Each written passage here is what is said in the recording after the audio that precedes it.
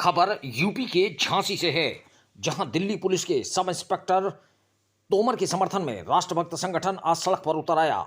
संगठन के प्रतिनिधिमंडल ने केंद्रीय अध्यक्ष अंचल अड़जड़िया के नेतृत्व में जिलाधिकारी के माध्यम से राष्ट्रपति को ज्ञापन भेजकर दिल्ली पुलिस के सब इंस्पेक्टर मनोज तोमर को धर्म विशेष के लोगों द्वारा पूरे पुलिस प्रशासन की उपस्थिति में बुरी तरह से पीटे जाने की घटना की निंदा करते हुए दोषियों के खिलाफ कड़ी कार्रवाई किए जाने की मांग की। इसके अलावा मनोज तोमर का निलंबन वापस लेने तथा ऐसे कर्तव्यनिष्ठ सब इंस्पेक्टर को पुरस्कृत करने हेतु गृह मंत्री भारत सरकार तथा प्रधानमंत्री भारत सरकार से मांग की गई। राष्ट्रपति, गृह मंत्री तथा प्रधानमंत्री को भेजे गए ज्ञापन में कहा गया कि 8 मार्च को थाना सराय रोहिल्ला इंद्रलोक क्षेत्र में एक समुदाय विशेष द्वारा बड़ी संख्या में सुनियोजित साजिश के तहत नमाज पढ़ने के नाम पर यातायात अवरुद्ध किया जा रहा था। इन शरारती तत्वों को दिल्ली पुलिस के सब इंस्पेक्टर मनोज कुमार तोमर ने साजिश रचने से नाकाम कर दिया। सब इंस्पेक्टर मनोज तोमर की इस बहादुरी और कर्तव्य निष्ठा पर उन्हें पुरस्कृत किया जाना था, लेकिन बदले में उन्हें निलंबन की सजा दी गई। यह निंदनीय है। सब इंस्पेक्टर मनोज तोमर पर बिना किसी जांच के निलंबन कार्रवाई से न केवल पुलिस का मनोबल गिरेगा, बल्कि इससे अल्पसंख्यक और धर्म के नाम पर अराजकता फैलाने वालों का दुस्साहस भी बढ़ेगा।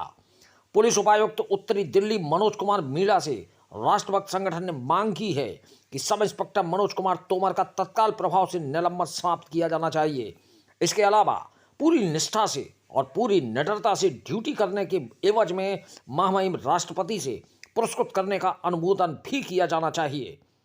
ज्ञापन देते समय अर्पित शर्मा, दीपक वर्मा, अभिषेक, Rahul piston, Sonu Raikwar, Atul mama, Ashutosh, Chanchal Mishra, Santosh, are के दुबे आदि मौजूद रहे।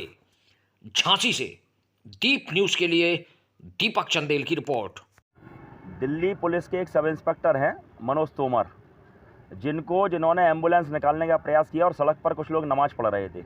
उनके द्वारा जब हटाया गया एम्बुलेंस को निकालने के लिए किसी मरीज की जान बचाने के लिए, और उनको अकारण, कर्तव्यनिष्ठ व्यक्ति को अकारण दिल्ली पुलिस के आयुक्त के द्वारा सस्पेंड कर दिया गया, जो नहीं किया जाना चाहिए था।